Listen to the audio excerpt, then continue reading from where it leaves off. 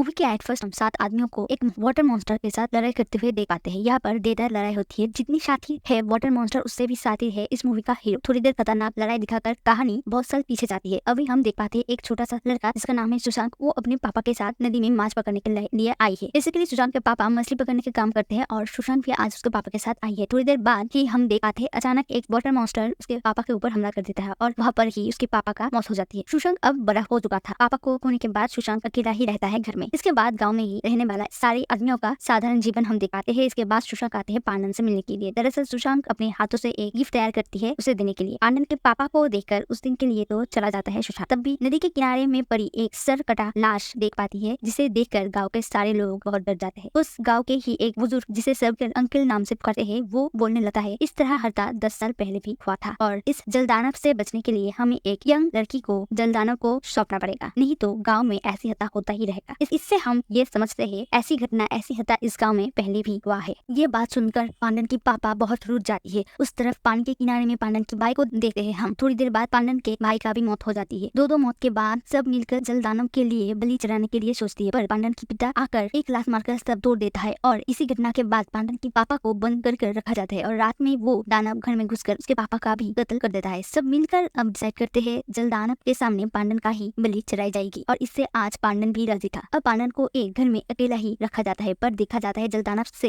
लड़ाई की तैयारी शुरू पहले से ही कर रहा था और ये तैयारी में सुशांत के सारे भाई और दोस्तों को भी देखा जाता है क्योंकि किसी भी हालत में सुशांत पांडन को नहीं खोना चाहता है। थोड़े दिन बाद बलि चढ़ाने के दिन आ जाती है और इसीलिए पांडन को सजाकर अकेला ही छोड़ दिया जाता है नदी में। देखा जाता है सुशांत भी गया जलदानव से लड़ाई के लिए। नदी में बहुत देर तक वो सब इंतजार में थे, पर जब ही उनमें ही एक नदी में डुबकी लगाकर ढूंढने जाती है बस तभी उसे भी खा लेता है ये दानव। इसके बाद उन सबके साथ जल दानव का एक खतरनाक वाली लड़ाई होती है और इससे कोई दानव को मार तो नहीं पाता है पर बंदी जरूर बना लेता है। इसके बाद गाँव में तो सुशांत हीरो बन चुका था। जल दानव को देखने के बाद सब बोलते हैं उसे मार डालने के लिए, पर अंकल आकर ये काम नहीं होने देते। दानव को ऐसे ही रखा जाता है बंदी बनाकर और दानव को पकड़ने की जश्न में गाँव के सारे लोग ये ज्यादा तुलना में पी रखा था कि सब लोग बेहोश हो पड़ता है और यह दानव रात में किसी तरह खांचे से निकलकर उसे बचने वाला अंकल को ही निकल जाता है। तो और क्या, जब सब जागता है तब तक दानव तो भाग चुका था। पर अब दूसरे दिन सुबह देखा जाता है जाने से पहले गांव के आधी लोगों को मार चुका था। इस गांव में लड़के की तुलना में लड़कियों का संख्या थी बहुत कम। इससे पता चलता है एक करके लगभग बहुत सारी लड़कियों की भेज चढ़ाई गई है जल दानव के सामने। इतनी बड़ी हादसे के बाद सुशांत अब पूरी रूप से खुद को तैयार कर रही थी दानव से लड़ाई के लिए। अब उन